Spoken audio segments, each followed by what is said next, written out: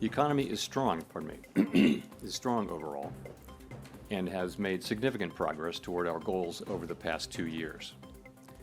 Labor market conditions have cooled from their formerly overheated state and remain solid. Inflation has moved much closer to our 2% longer-run goal, though it remains somewhat elevated.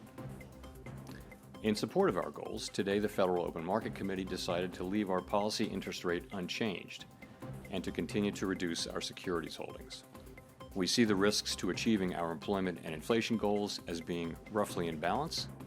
I'm not going to have any response or comment whatsoever on what the President said. It's not appropriate for me to do so.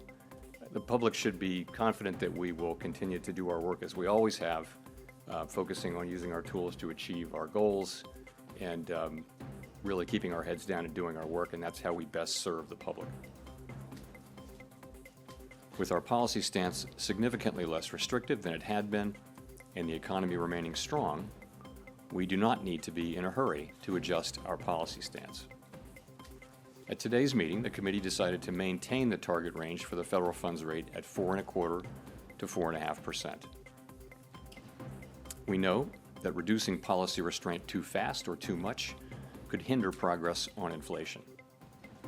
At the same time, reducing policy restraint too slowly or too little could unduly weaken economic activity and employment at the short end, but not at the longer run, where it really matters. And those could be related to. We're not on any preset course.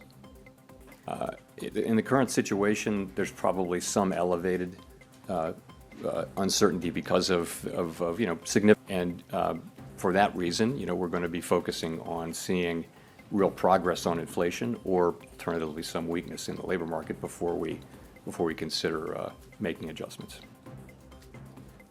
I think where the committee is very much in the mode of waiting to see what policies are enacted. We don't know what will happen with tariffs, with immigration, with fiscal policy, and with regulatory policy. We're only just beginning to see, and actually are not really beginning to see much. And I think we need to let those policies be articulated before we can even begin to make a plausible assessment of what their implications for the economy will be. So we're going to be watching carefully, and as we always do. This is no different than any other set of policy changes at the beginning of an administration. We'll patiently watch and understand, and kind of not be in a hurry to get to a place of understanding what our policy response should be until we see how it plays out.